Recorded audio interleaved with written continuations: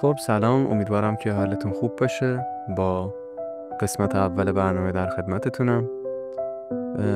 توی این برنامه ما سعی داریم که یه سری رمان‌های کوتاه رو با هم بخونیم و این قسمت اول از این سری کتاب‌های صوتی تصویریه که با شما همراهم.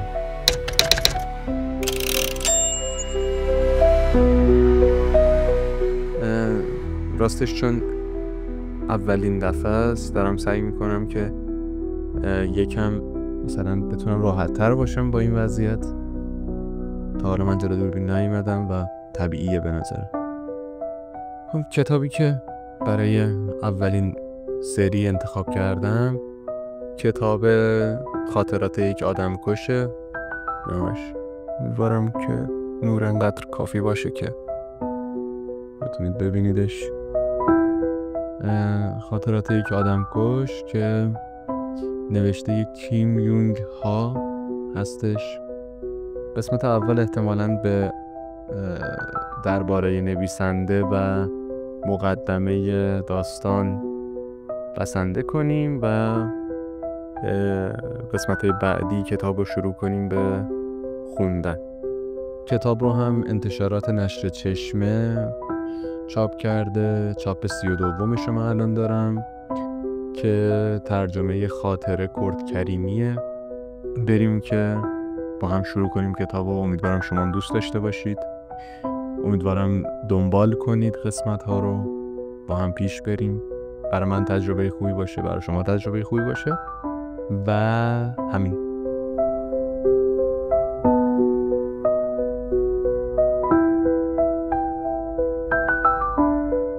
درباره نویسنده کیم یونگ ها از سرآمدان موج داستان سیاه نویسی کره جنوبی که راهش را تازگی ها به مدد ترجمه به ادبیات جهان باز کرده. متولد 1968 هواچون گانگوون و در دانشگاه یانسه سئول مدیریت کسب و کار خوانده. او پیش از آنکه نویسنده تمام وقت شود به استخدام نیروی پلیس درآمد. مدتی هم در دانشکده تئاتر دانشگاه ملی هنر کره تدریس کرد و برنامه رادیویی منظمی داشت با موضوع کتاب. اقبال منتقدان و خوانندگان به رمان حق دارم خودم را بر باد دهم او در 1995 سرآغاز حرفه جدی داستان نویسیش شد. یونگ ها در کنار نوشتن به کار ترجمه رمان‌های انگلیسی هم مشغول است که تازه ترین آنها ترجمه رمان گتسبی بزرگ اثر اسکات فیتز جرالد است. وقایع داستان‌های یونگ ها عموماً خط و ربطی دارند با تاریخ و حال و هوای سیاسی کشوری که گذارش از دیکتاتوری به دموکراسی عمر درازی ندارد و حالا در معرض خطر جدی‌تر نسیان اجتماعی است. عبور بی‌قیدانه از حد و مرزها و آمیختن ماخذ غنی فرهنگی با شیوه‌های درخشان روایی پست مدرن از شاخصه‌های سبک نوشتن یونگ هاست. قصه‌های او به یاری موقعیت‌های ناآشنا و گاهی حتی غریب به کندوکاو نتایج فرعی کاپیتالیسم مدرن و فرهنگ شهری می‌پردازند. نقصان‌هایی چون بیخیشتنی و ناتوانی در برقراری ارتباط، کودکی ناآرام، جابجایی‌های مکرر محل زندگی، پدر نظامی و تجربه از دست دادن موقت حافظه بر اثر مسمومیت گازی هم قلم او را پرمایه‌تر کرده.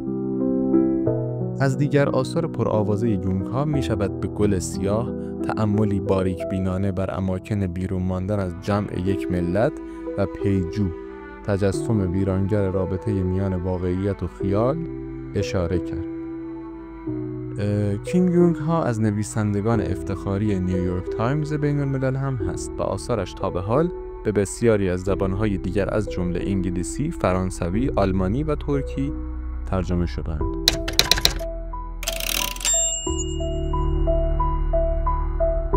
خب این هم از معرفی این آقای کیم یونگ ها که متوجه شدیم کیه و چی کارا کرده و چجوری می نویسه و خیلی هم عالی. حالا تو قسمت‌های بعدی میریم با هم کتابو میخونیم. امیدوارم که جلوتر از داستان لذت ببرید منم سعی میکنم خوب تعریفش کنم، خوب بخونم براتون که شما هم بتونید اینو راحت گوش بدید و ببینید و لذت ببرید.